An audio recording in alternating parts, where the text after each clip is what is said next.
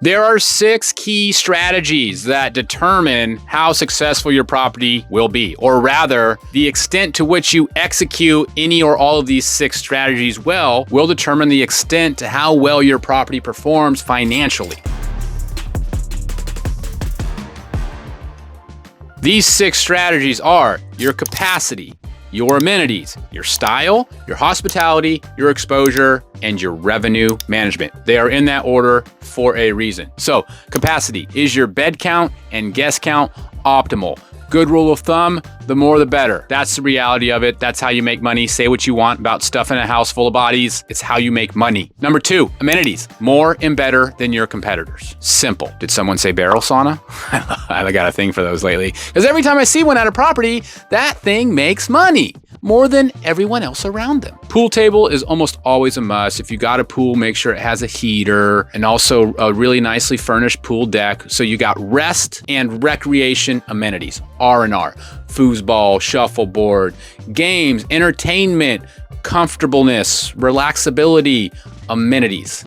Amenities, amenities, amenities. If the question is, hey, should I have this amenity at the house? If it can fit, the answer is yes. If it can fit and you can afford it, the answer is yes. And the real question is always just like, what's my budget and how do I get the highest return on investment for this budget? Obviously, nonetheless, a healthy part of your budget should be going towards amenities.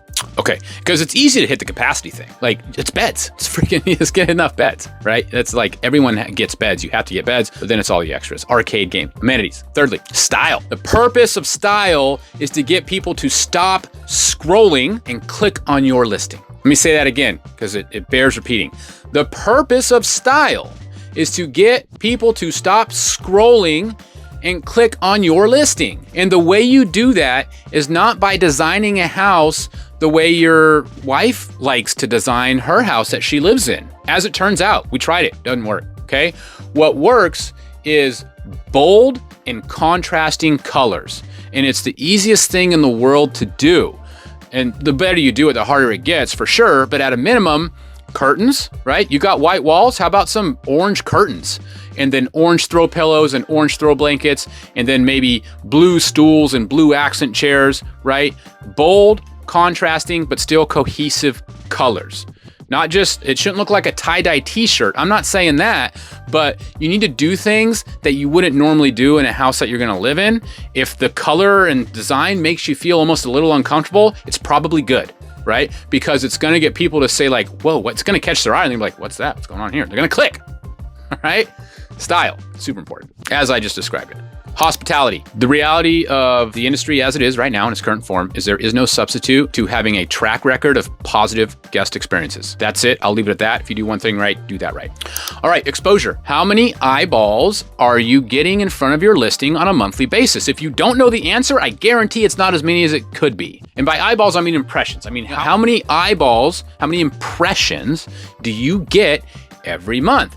More impressions get you more clicks, get you more bookings get you more impressions. Get it? Good. Finally, revenue management.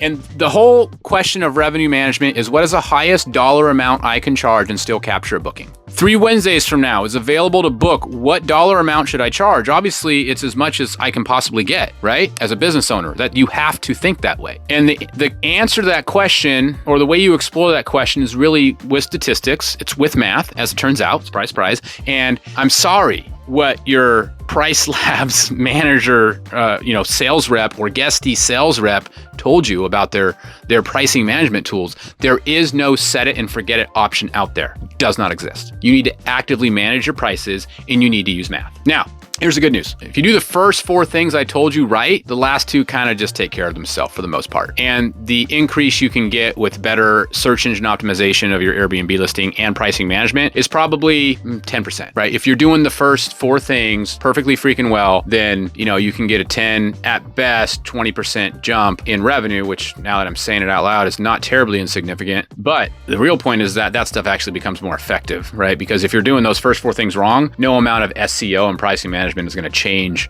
how much money you're making. So it's a bit of good news with the fact that those first 4 things absolutely do the most to generate revenue at your Airbnb, and then the last 2, exposure, revenue management, that's like icing on the top. right? Because they're effective, and a small effect on a big number, if you will, is also kind of a big effect.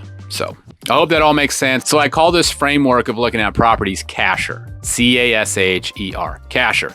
And if you do right, it gets you cash. So I think it's fitting. So I also hope that it's helpful, this framework I just gave you. And again, if you haven't heard, I'll talk to anyone about short-term rentals for completely free for at least an hour. If you got any burning questions or operational headaches, you just want a sounding board or you need to get off your chest, click the link, book the call. It's at my website. Let's chat. Happy to help.